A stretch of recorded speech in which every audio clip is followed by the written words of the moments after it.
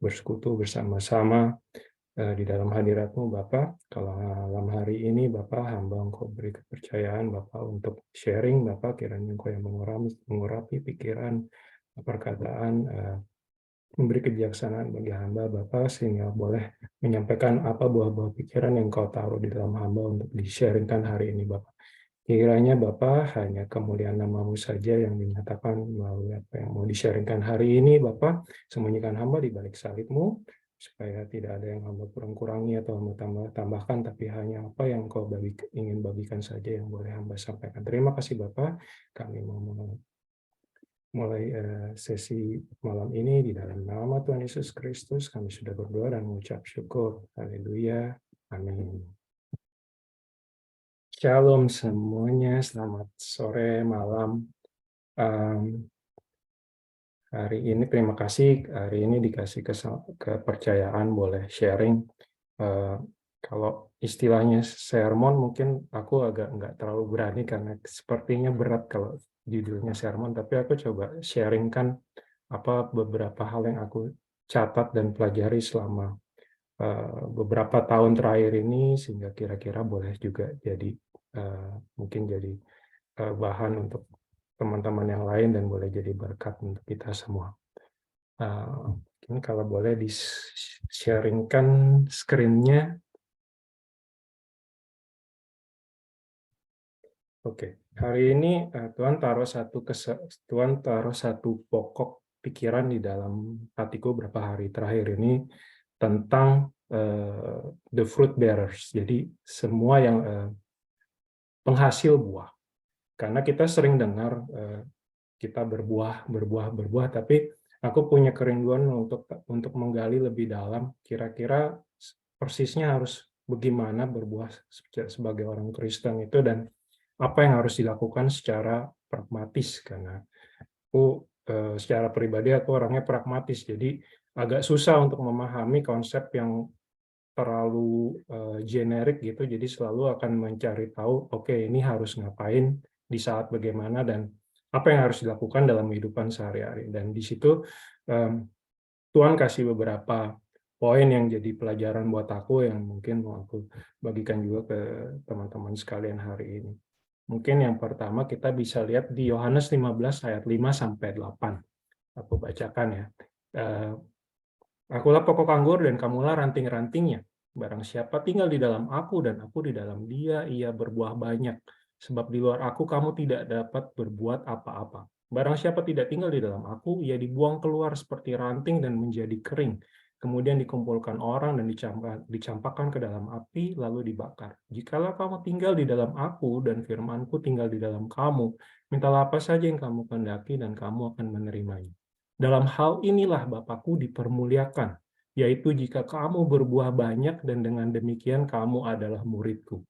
Nah, ini memberi aku satu gambaran tentang tujuan hidup Kristen, yaitu kita mau menjadi murid, dan apa kriteria menjadi murid itu dinyatakan di dalam ayat ini, yaitu murid-murid itu harus berbuah, karena ketika kita berbuah, itu Bapa kita dipermuliakan. Dan juga ada satu hal yang menyentuh banget buat aku, karena ketika kita tidak berbuah, dikatakan oleh Tuhan Yesus di situ bahwa ketika kita tidak berbuah, kita akan kering dan akhirnya dibuang. Jadi itu memberikan satu pengertian buat aku tentang apa artinya menjadi murid sebagai orang Kristen, dan tujuan hidup Kristen yaitu bahwa kita harus berbuah, dan ketika kita berbuah itu kita mempermuliakan Bapa. Nah, lalu ketika jadi murid dan berbuah itu sebetulnya setelah itu kita diharuskan ngapain setelah itu? Berbuah itu bentuknya apa? Itulah yang jadi pertanyaanku selama bertahun-tahun sampai akhirnya belajar dan menemukan beberapa pengertian ini. Yaitu kita coba melihat beberapa buah-buah kekristenan. Yang pertama kita bisa lihat di Yohanes 8 ayat 31 sampai 32.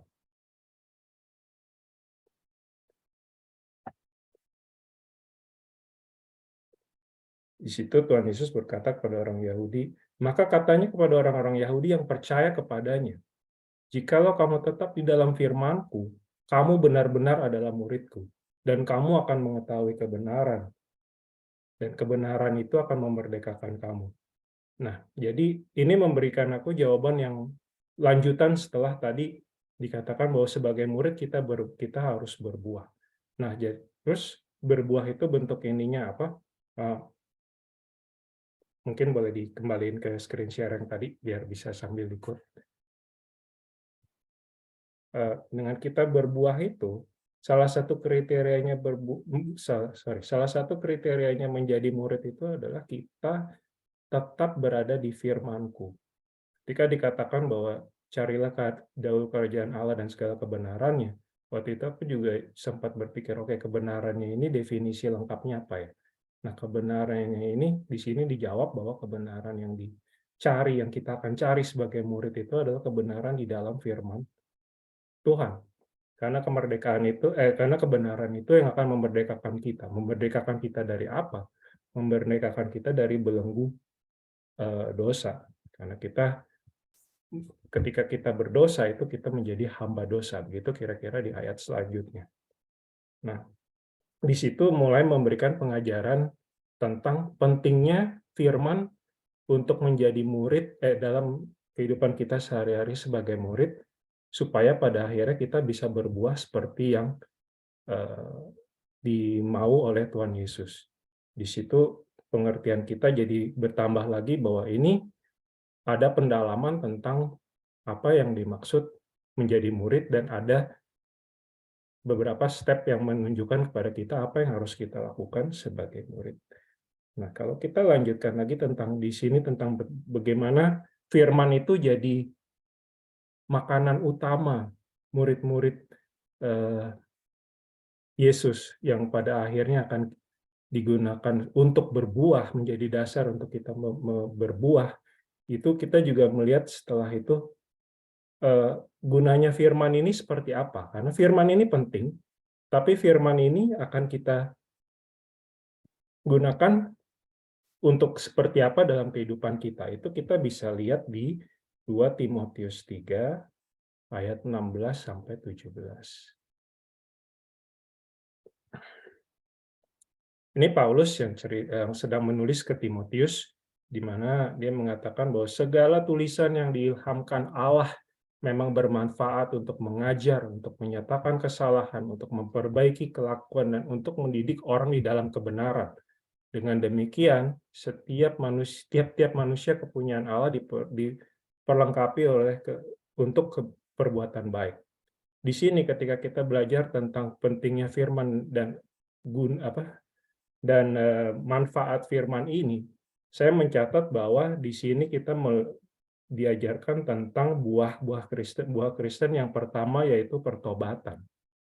Karena ketika kita mengetahui kebenaran, kita jadi tahu apa yang tidak benar dalam hidup kita, dan kita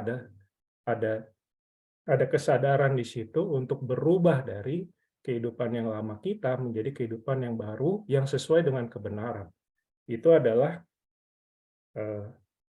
buah Kristen yang pertama yang saya catat, bahwa kekristenan itu ketika kita percaya kepada Tuhan Yesus, ada langkah iman di situ yang pertama kali dilakukan adalah pertobatan. Karena dengan melakukan pertobatan itu kita ada di dalam kebenaran. Dan kebenaran itu yang akan memerdekakan kita, dan itu yang diajarkan oleh Tuhan Yesus. Ketika kita melihat sendiri bahwa kita sebagai manusia, kita tetap punya kehendak bebas. Kita boleh baca terus kebenaran itu, kita dikenalkan tentang kebenaran, tapi belum tentu kadang kita melakukan kebenaran itu, kalau tidak ada sebuah pertobatan dalam kehidupan kita. Semua orang bisa bilang, tindakan ini tidak benar, perilaku itu tidak benar, atau ketika kita melihat bagaimana dunia ini berputar di sekitar kita, nilai-nilai kebenarannya, nilai-nilainya tidak serta-merta sama dengan nilai-nilai kebenaran yang Tuhan tuliskan di sini. Ketika kita tahu bagaimana dunia melihat beberapa isu-isu yang populer, mungkin kita juga bisa melihat bagaimana Tuhan melihat isu-isu ini dan apakah itu sesuai dengan kebenaran yang Tuhan mau kita miliki dalam hidup kita. Ketika tadi kita tetap punya kehendak bebas, kita bisa melihat lagi bahwa firman Tuhan ini punya manfaatnya sendiri yang harus eh, kita kita kita ikuti. Ketika kita tidak mau diajar, kita tidak mau dinyatakan kesalahan, kita tidak mau diperbaiki kelakuan, kita tidak mau dididik dalam kebenaran, maka firman yang itu hanya sekedar lewat. Karena kita jadi tidak berubah sama sekali dari itu. Dari pengetahuan yang baru tentang kebenaran itu. Nah, kalau kita lihat selanjutnya di Ibrani 4, ayat 12-13. Ini Paulus lagi yang mengatakan bahwa sebab firman Allah itu hidup dan kuat dan lebih tajam dari pedang bermata dua manapun. Ia menusuk amat dalam sampai memisahkan jiwa dan roh, sendi-sendi dan sumsum. Ia sanggup membedakan pertimbangan dan pikiran hati kita. Dan tidak ada satu makhluk pun yang tersembunyi di hadapannya, sebab segala sesuatu telanjang dan terbuka di depan mata Dia. Yang kepadanya kita harus memberikan pertanggungjawaban. Di sini saya mencatat juga bahwa kita punya kehendak bebas. Kita diberitahu tentang kebenaran, kita diajarkan tentang kebenaran, tapi kembali lagi kita punya kehendak bebas. Kita mau lakukan atau tidak. Tapi kita tahu bahwa kepadanya kita akan harus memberikan pertanggungjawaban. Jadi ini bisa dikatakan sebagai kebebasan yang harus bisa dipertanggungjawabkan. Nah, apakah kita berbuah pertobatan dalam kehidupan Kristen kita, itu bisa dilihat dari bagaimana kita menyikapi kebenaran yang diajarkan kepada kita. Kita bisa bilang, oh, ini menurut menurut orang ini nilai-nilai sosial seperti ini oke kok, di masyarakat nggak apa-apa, kita punya perilaku seperti ini, kita melihat hal-hal ini seperti ini, nggak apa-apa kok, itu kan menurut standar dunia. Tapi Tuhan memberikan kita satu standar yang lain, yang namanya kebenaran. Jadi mari kita melihat lagi dalam standar kebenaran itu, ini oke atau enggak, sesuai atau enggak dengan kebenaran yang Tuhan kasih. Ketika tidak sesuai, langkah selanjutnya yang jadi tantangan buat kita adalah mau nggak kita beralih dari pola pikir duniawi itu dan berpindah ke kebenaran. Itu yang menjadi buah pertobatan kita. Karena di Roma 12 ayat 2, boleh dimajukan slide-nya, itu dikatakan oleh Paulus, janganlah kamu menjadi serupa dengan dunia ini, tapi berubahlah oleh pembaruan budimu, sehingga kamu dapat membedakan manakah kehendak Allah, apa yang baik, apa yang berkenan kepada Allah dan sempurna. Jadi saya mencatat bahwa di sini kita diberikan pedomannya nih, supaya kita tahu yang kehendak Allah ini yang mana. Apakah ini yang baik? Apakah ini yang tidak baik? Apakah saya sebagai pekerja, apakah saya harus mengejar karir saya secara full dengan mengorbankan hubungan saya dengan Tuhan, mengorbankan hubungan saya dengan keluarga saya? Apakah saya boleh berlaku curang dalam bisnis saya? Apakah saya boleh memanipulasi orang dalam kehidupan sehari-hari saya? Dan semua pertanyaan itu, dan ini tidak ada habisnya kalau menurut saya, karena kita setiap hari proses pertobatan ini terus terjadi. Ini nggak ada di teksnya ya, tapi di Yohanes 1 dikatakan bahwa jika kita berkata bahwa kita tidak berdosa, itu kita menipu diri sendiri, dan kebenaran tidak ada di dalam kita. Tapi jika kita mengakui dosa kita, maka Ia adalah setia dan adil, sehingga Ia akan mengampuni segala dosa kita dan menyucikan kita dari segala kejahatan. Jadi ini mengajarkan bagi saya bahwa buah pertobatan ini adalah buah yang terus-menerus harus ada dalam hidup kita sebagai orang Kristen. Buah pertama, karena kita punya sinful nature, Kita tidak bisa terlepas sendiri dari dosa, tapi Tuhanlah yang memberikan kita kemampuan untuk itu. Dan ketika setiap hari kita masih jatuh dalam dosa, dari yang kecil-kecil sampai mungkin dosa yang kita nggak bisa hindari atau kita nggak tahu bagaimana menghindarinya, itu kita akan punya kesadaran bahwa ini sesuatu yang salah dalam hidup saya, dan saya harus berubah. Itulah yang jadi buah pertobatan. Itu buah yang pertama saya catat dalam kehidupan Kristen kita. Nah, selanjutnya, dari buah yang pertobatan itu, kita bisa lanjut ke buah yang kedua. Boleh dilanjutkan ayatnya di Kisah Para Rasul 2 ayat 38. Ini jawaban Petrus ketika banyak orang mengikuti apa yang dikatakan Petrus dan terus bertanya pada Petrus, lalu kita harus bagaimana? Apa yang harus kita lakukan? Ya, Petrus menjawab di situ. Petrus menjawab kepada mereka, bertobatlah dan hendaklah kamu masing-masing memberimu dibaptis dalam nama Yesus Kristus untuk pengampunan dosamu. Maka kamu akan menerima karunia Roh Kudus. Karunia Roh Kudus yang diterima setelah ada proses pertobatan, ada baptisan, dan kita menerima karunia Roh Kudus. Nah, ini kadang juga definisinya ada beberapa, karena seringkali yang di quote oleh banyak orang adalah ayat yang ada di Roma 10 ayat 9 sampai 11. Sebab jika kamu mengaku dengan, ini nggak ada di teksnya ya, ini sekedar aku quote aja. Sebab jika kamu mengaku dengan mulutmu bahwa Yesus adalah Tuhan dan percaya dalam hatimu bahwa Allah telah membangkitkan Dia dari orang-orang mati, maka kamu akan diselamatkan. Berhenti sampai di situ. Padahal ada lanjutannya di ayat ke-10-nya. Karena dengan hati orang percaya dan dibenarkan, dan dengan mulut orang mengaku dan diselamatkan. Di situ saya mencatat bahwa untuk dibenarkan itu adalah bagian dari keselamatan yang kita terima ketika kita mengaku dengan mulut kita bahwa Yesus Kristus adalah Tuhan. Jadi ini proses yang berkesinambungan. Kita diajarkan kebenaran, kita tahu apa yang salah dengan hidup kita, kita tahu pergumulan kita untuk lepas dari sesuatu, dan kita berdoa kepada Tuhan meminta supaya kita bisa dimerdekakan dari dosa itu, dan di situ keselamatan turun. Jadi ada proses yang dibutuhkan dari kita masing-masing. Nah, ketika kita menerima karunia Roh Kudus, itu prosesnya seperti apa? Saya membayangkan karunia Roh Kudus atau Roh Kudus itu sendiri, prosesnya itu bisa diilustrasikan seperti sambungan Wi-Fi di gedung kita. Ketika kita percaya kita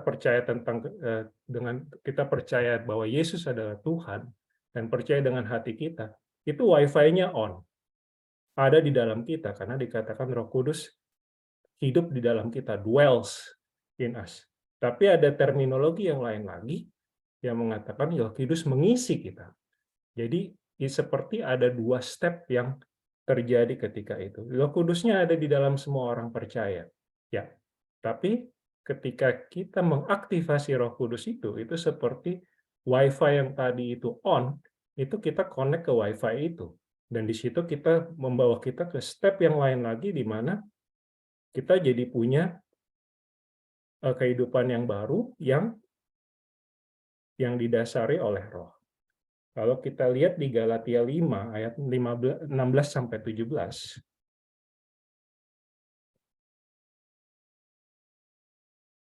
Ini Paulus yang berkata kepada jemaat di Galatia, maksudku ialah hiduplah oleh Roh. Roh yang mana? Roh Kudus yang tadi kita terima sebagai karunia itu. Maka kamu tidak akan menuruti keinginan daging. Sebab keinginan daging berlawanan dengan keinginan roh, dan keinginan roh berlawanan dengan keinginan daging. Karena keduanya bertentangan, sehingga kamu setiap kali tidak melakukan apa yang kamu kehendaki. Keinginan daging kita mengatakan ini malam minggu, kita mau jalan-jalan, kita mau senang-senang karena ini weekend, atau yang di Indonesia ini malam minggu sudah mau jam 11 malam, sudah ngantuk, sudah mau tidur. Itu keinginan daging kita, tapi keinginan roh kita membawa kita bisa berkumpul dan bersekutu di sini bersama-sama eh, di CG ini. Jadi kita jadi tahu kira-kira gimana kita bisa membedakan keinginan daging dan keinginan roh. Nah, ketika kita hidup oleh roh ini, apa tanda-tandanya bahwa kita memang hidup dipimpin oleh roh? Nah, ini kita bisa lihat di ayat 22 dan 24-nya, sampai 24-nya. Tetapi buah roh ialah kasih, sukacita, damai sejahtera, kesabaran, kemurahan, kebaikan, kesetiaan, kelemah lembutan, penguasaan diri. Tidak ada hukum yang menentang hal-hal itu. Barang siapa menjadi milik Kristus Yesus, ia telah menyaritkan daging dengan segala hawa nafsu dan keinginannya. Nah, ini saya mencatat 9 buah roh ini sebagai karakter-karakter yang mendefinisikan orang Kristen. Tadi kita sudah percaya kepada Yesus dan ada buah pertobatan di sini, dan apa yang bisa dilihat atas diri kita oleh orang lain. Salah satunya adalah ini ada 9 buah karakter yang ini pasti akan mempengaruhi bagaimana kita berinteraksi dengan orang lain. Nah, dengan menjadi milik Kristus, kita menyalipkan keinginan daging dan hawa nafsu kita. Ini saya mencatat ini sebagai proses memikul salib yang Tuhan Yesus katakan bahwa untuk mengikut Dia itu harus memikul salib. Nah, mungkin memikul salibnya tidak seperti apa yang dan menyangkal diri, itu tidak seperti apa yang Yesus lakukan segitu luar biasanya sampai mati di kayu salib. Ini kita menyangkal salibnya mulai dari hal-hal yang menyangkal dirinya mulai dari hal-hal yang kecil aja di dalam hidup kita. Saya mau CG apa saya mau nonton? Saya mau ibadah atau saya mau jalan-jalan? Saya mau ambil untung yang banyak dalam bisnis saya atau saya mau bagi berkat buat orang? Semua pertanyaan-pertanyaan itu yang akan mengetes apakah buah-buah ini bertumbuh di dalam kita. Jadi buah-buah yang kedua yang saya catat sebagai buah Kristen adalah buah karakter. Sebagian orang bisa menerima Tuhan Yesus sebatas sebagai simpatisan. Jadi beda dengan terminologi yang kita mau jadi sebagai murid. Anda tahu semua pertandingan sepak bola di Liga Eropa, tahu semua timnya, Anda tahu semua aturan pertandingan sepak bolanya, tapi ujung-ujungnya Anda kan nggak main di pertandingan itu. Anda tahu semuanya, tapi Anda jadi simpatisan, pemerhati atau apa. Sama juga ketika kita tahu semua peraturan, kebenaran yang yang Tuhan berikan buat kita. Dan kita tahu semua aturan mainnya, tapi kita nggak lakukan. Itu kurang lebih sama bahwa kita menjadi simpatisan juga. Dan ketika kita memilih untuk menjadi murid, itu kriterianya jelas dikatakan bahwa tidak cukup menjadi simpatisan. Kita jadi pemain langsung di situ. Makanya Paulus sempat bilang juga di 2 Timotius 4, aku telah mengakhiri pertandingan yang baik. Bahwa ini sebuah pertandingan karena prosesnya tidak selalu lancar-lancar aja, dan akan banyak pergumulan dalam hati kita untuk mengikuti Kristus.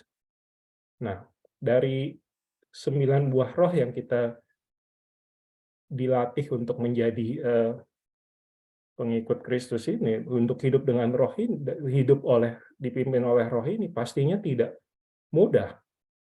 Kadang-kadang ini untuk dipraktekkan setiap hari itu kasih, sukacita, damai sejahtera, kesabaran, kemurahan, kebaikan, kesetiaan, kelemah lembutan, penguasaan diri. Saya pribadi jatuh bangun di sini. Tidak bisa. Saya punya pergumulan paling susah saya untuk punya kesabaran.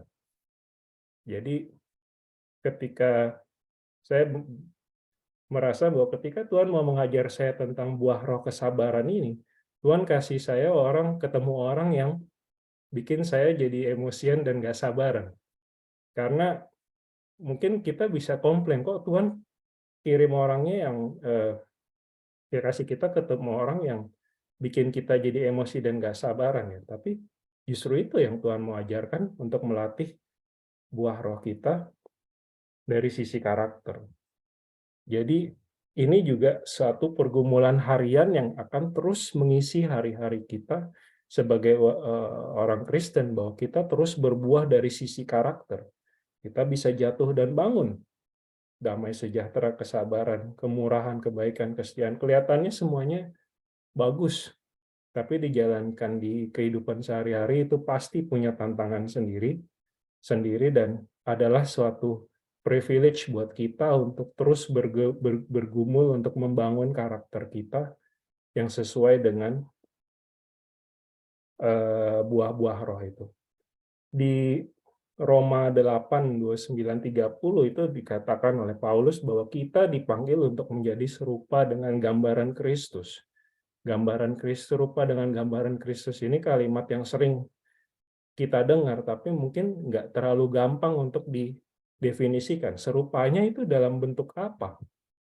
Saya mencatat bahwa salah satunya adalah serupa dalam bentuk karakter. Ini karakter-karakter yang ketika kita dipimpin oleh roh, kita akan punya karakter-karakter yang serupa dengan Kristus, karena Kristus sangat penuh dengan karakter-karakter yang ada di 9 buah roh ini. Dia punya semuanya. Bisa nggak kita jadi seperti itu? Ketika kita bilang kita mau hidup serupa dengan Kristus, ini salah satu latihan praktisnya. Mencoba memenuhi 9 buah roh ini dalam kehidupan sehari-hari kita. Supaya ada perubahan yang bisa dilihat ketika ada orang yang bertobat, tahu kebenaran, bertobat, dan kelihatan perubahannya dari sisi karakter. Itu orang lain juga bisa melihat bahwa orang ini kok bukan orang lagi yang sama seperti yang saya tahu dulu ya. Dulu orang ini sering banget marah-marah, kasar sama orang. Kalau di bisnis sering nggak jujur, sering nggak hitung-hitungan, nggak ada kasihnya dalam kehidupannya, sepertinya galak dan tidak pernah punya kelemah lembutan. Kok sekarang dia jadi berubah ya? Dia jadi orang yang baru, yang benar-benar berubah. Seperti orang ini diformat ulang.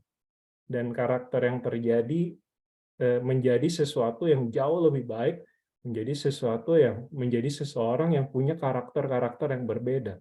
Yang ketika ditelusuri lagi, punya karakter-karakter yang serupa dengan karakter Kristus. Nah, itu yang akan membawa kita juga menjadi modal utama kita untuk masuk ke buah Kristen yang ketiga, yaitu buah jiwa. Ini yang sering kita tekankan tentang berbuah jiwa, membawa jiwa. Kita bisa lihat di Matius 5 ayat 16.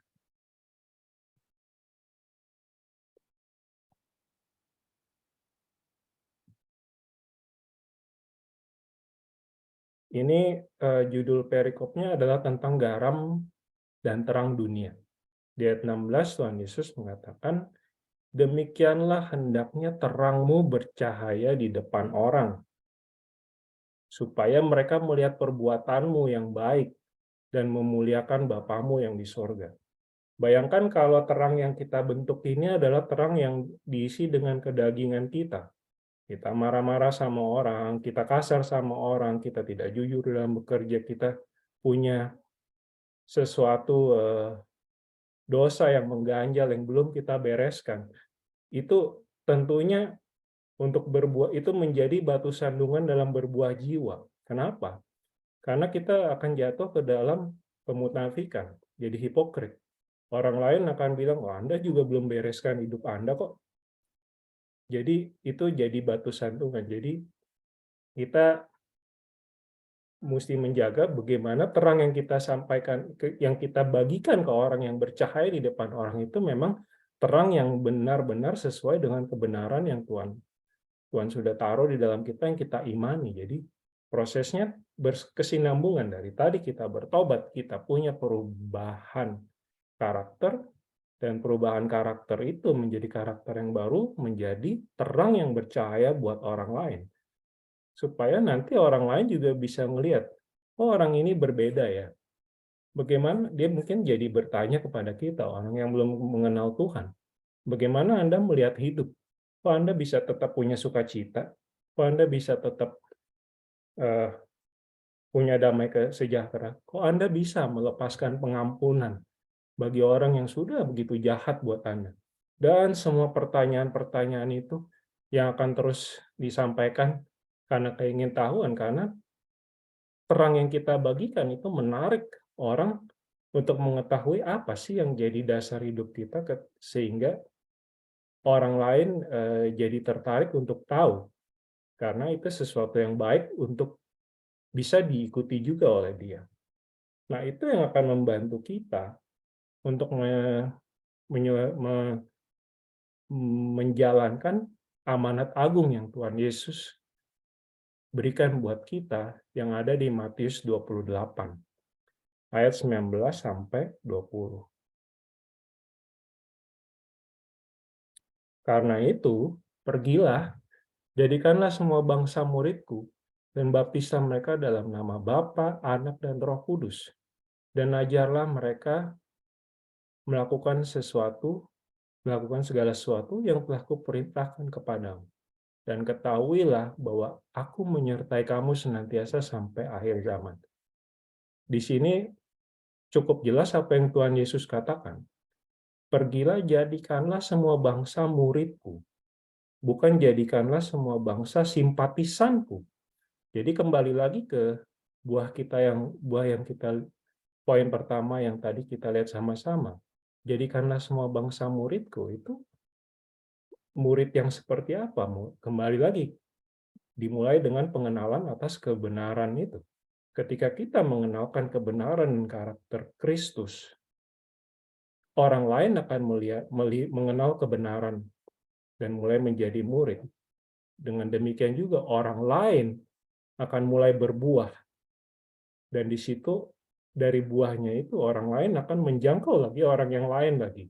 Demikian itu berulang terus-menerus sampai akhirnya kita bisa menjalankan amanat agung itu.